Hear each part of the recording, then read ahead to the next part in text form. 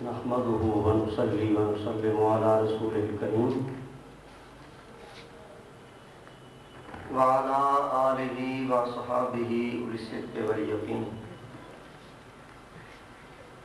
أما بعد فأعوذ بالله من الشيطان الرجيم. بسم الله الرحمن الرحيم. تلك الرسل فضلنا بعضهم على بعض منهم من كلم الله ورفع بعضهم درجات. سبحان اللہ. صدق اللہ مولانا العظیم وصدق رسولہ النبی الکریم ونحن على ذلك لمن الشاہدین والشاکرین والمطمئنین والموقنین والحمد للہ رب العالمین. سبحان اللہ. حضرات گرامی قدر معزز سامعین محفل،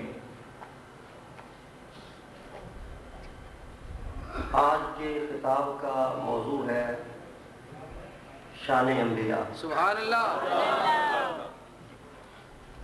اور ظاہر ہے کہ اللہ کی ساری مخلوق میں سے سب سے زیادہ عزت اور عظمت اللہ نے انسان کو عطا فرمائی، اور وَلَقَدْ كَرَّمْنَا بَنِي آدَمَ کا تاج اس کے سر پہ رکھا. سبحان اللہ. ہم نے انسان کو عزت و عظمت عطا فرمائی ہے. سبحان اللہ. یہ فرمان رب کریم ہے. سبحان اللہ. اور پھر حضرت انسان پہ، نوع انسان پہ ایک خصوصی کرم یہ فرمایا کہ اس کے شرف و عظمت کو یوں واضح فرمایا کہ تمام انسانوں کی اصل سیدنا حضرت آدم علیہ السلام کو مسجود ملائکہ بنایا. سبحان اللہ.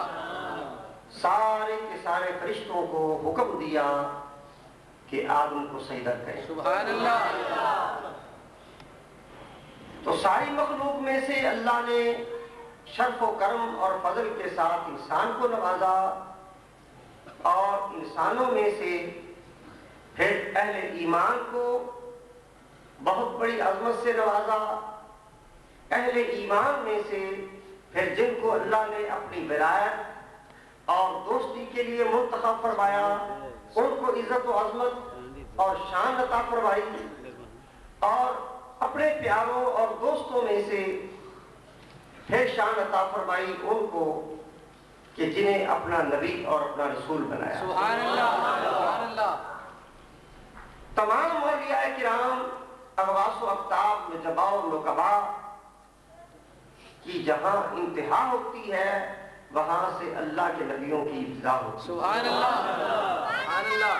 بڑے بڑے کاملین جب اپنے روحانی واردات کے بارے میں بیان کرتے ہیں اور روحانی سیر کو الفاظ کے اندر ذکر کرنے کی کوشش کرتے ہیں، بڑے بڑے شہباز، بڑے بڑے عظیم الشان اولیاء کرام تو بیان کرتے کرتے یہ منزل آ جاتی ہے، یہ مرحلہ آ جاتا ہے، یوں آزمائش ہوتی ہے، کرتے کرتے بیان پھر ایک مقام پہ، ایک نقطے پہ، ایک سدرۃ المنتہا پہ آ کے رک جاتے ہیں کہ یہاں سے آگے ہم بات نہیں کر سکتے، کیونکہ اولیاء اللہ بات اسی شے کی کرتے ہیں جس کا خود مشاہدہ کرتے ہیں، ذکر اسی کا کرتے ہیں جسے خود چکتے ہیں. لیکن جہاں سے آگے ہماری مجال ہی نہیں کہ ہم دم مار سکیں، ان مقامات کے بارے میں ہم کوئی ذکر کر ہی نہیں سکتے. سبحان اللہ. وہ مقام کیا ہوتے ہیں جہاں سے آگے نبیوں کے مقام شروع ہوتے ہیں. سبحان اللہ.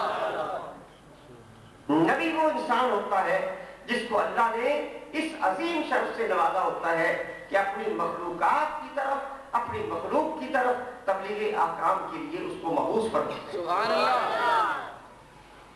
تو سارے مخلوقات میں سے انسانوں کو فضیلت بخشی، انسانوں میں سے اہل ایمان کو فضیلت بخشی، اہل ایمان میں سے اولیاء اللہ کو فضیلت بخشی، اور اللہ کے سارے پیاروں میں سے اللہ کے نبیوں کو فضیلت بخشی، اور سارے نبیوں میں سے رسولوں کو فضیلت بخشی، اور سارے رسولوں میں سے میرے اور آپ کے آقا آمنہ کے لال مدنی تاجدار محمد عربی کو فضیلت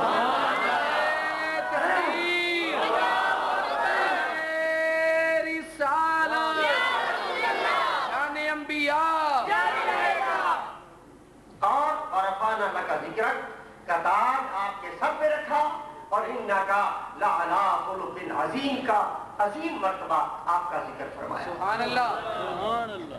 حضرات گرامی قدر اور سامعین محفل، جتنے بھی اللہ کے نبی اور رسول ہوئے، بلکہ جتنے بھی اللہ کے پیارے ہوئے، وہ سب نے راہ خدا کے اندر بے شمار تکلیفیں اور مصیبتیں برداشت کی. یہ بات تاریخ کے اندر محفوظ ہے، بلکہ مدنی تاجدار حبیب کردگار جناب احمد مجتبی محمد مصطفیٰ صلی اللہ تعالی علیہ وسلم کا ارشاد گرامی ہے: اشد الناس بلاء الانبیاء ثم الامثل فالامثل. سبحان اللہ.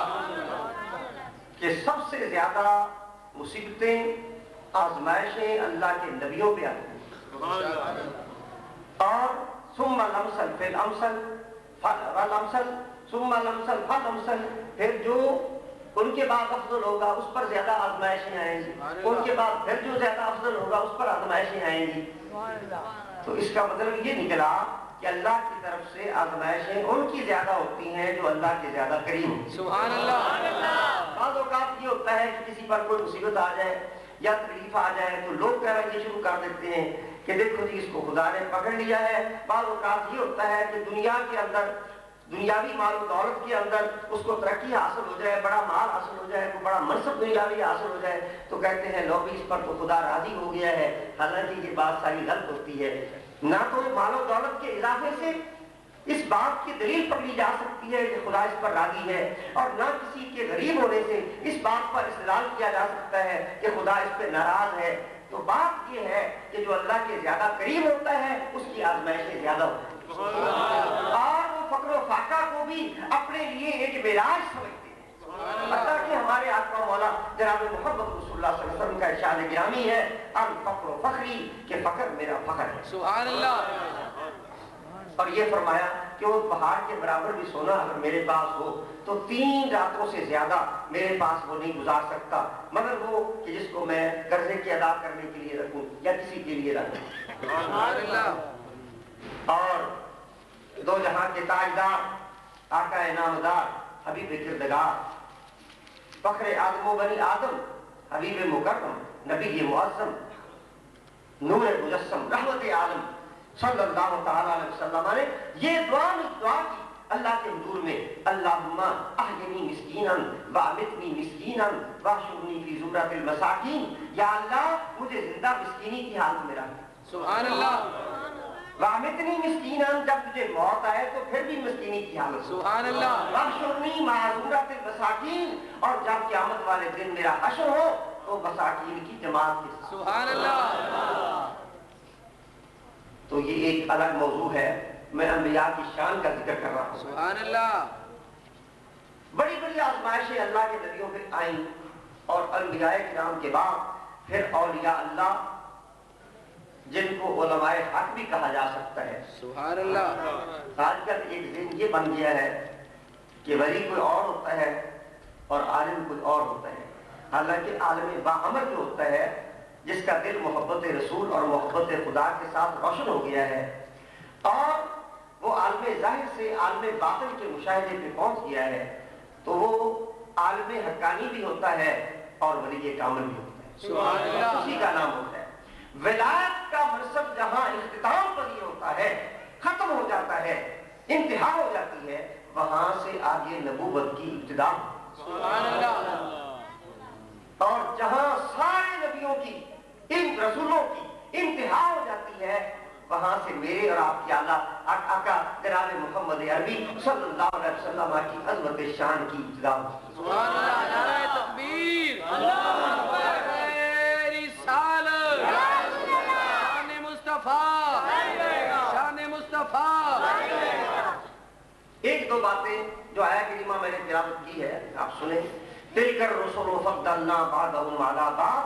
سبحان اللہ. یہ میرے رسول، ان میں سے میں نے بعض کو بعض پر فضیلت بخشی. یہاں بھی آداب سکھائے جا رہے ہیں انبیاء اور رسول کے. یہ نہیں کہا اللہ پاک نے کہ میں نے بعض کو بعض سے کم بنایا ہے. سبحان اللہ. یہ نہیں کہا. کیا فرمایا ہے؟ فضلنا بعضهم علی بعض. ہم نے بعض کو بعض پر فضیلت بخشی. سبحان اللہ. ایک کا درجہ بڑا بلند ہے، کیونکہ انبیاء اور رسول کے بارے میں کمی کا اور نقص کا تو کوئی تصور کیا ہی نہیں جا سکتا، جن کو اللہ پاک کی ذات نے معصوم بنایا ہے، سبحان اللہ، پیدا ہی معصوم کیا ہے۔ اللہ کے ولی محفوظ ہوتے ہیں اور اللہ کے نبی معصوم ہوتے ہیں۔ سبحان اللہ، معصوم و محفوظ میں فرق کیا ہوتا ہے؟ معصوم ہوتا ہے جس سے گناہ کا صدور ممکن ہی نہیں، واجب، سبحان اللہ، ہو سکتا ہی نہیں، تصور ہی نہیں کیا جا سکتا، امکان ہی اس بات کا موجود نہیں ہوتا کہ ان سے کسی قسم کا گناہ صادر ہو جائے۔ سبحان اللہ، اور اللہ کے ولی محفوظ ہوتے ہیں۔ محفوظ کا معنی یہ ہے کہ اللہ ان کی حفاظت کرتا ہے گناہوں سے، لیکن کبھی ان سے کسی غلطی کا سرزد ہونا ممکن ہے، امکان ہو سکتا ہے، کبھی کوئی غلطی صادر ہو جائے، لیکن ضروری نہیں کہ ہر ولی اللہ سے صادر ہو۔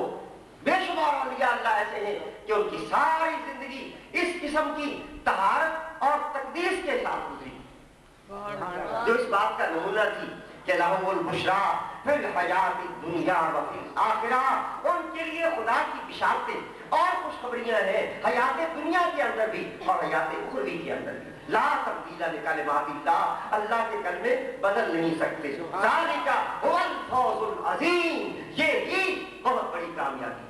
تو حفاظت ہوتی رہتی ہے، لیکن امکان کی حد تک ممکن ہوتا ہے کہ کسی سے کوئی لغزش ہو جائے، لیکن اگر اللہ کے پیارے بندے کسی ولی سے کوئی لغزش ہو جائے تو اللہ فوراً اس کو متنبع فرما دیتا ہے، اس کو تنبیہ ہو جاتی ہے روحانی دنیا کے اندر بھی، باطنی طور پر بھی، اور وہ فوراً اللہ کی ذات کی طرف رجوع کرتا ہے اور توبہ طائب ہے۔ سبحان اللہ، یہ فرق ہے نبی کا اور ولی کا۔ نبی سے گناہ صادر نہیں ہو سکتا۔ اب سوال یہ ذہن میں پیدا ہوگا کہ اگر نبی سے گناہ کا صدور ہو ہی نہیں سکتا تو بعض انبیاء کرام کیوں اللہ کی بارگاہ میں روتے رہے اور توبہ و استغفار کرتے رہے؟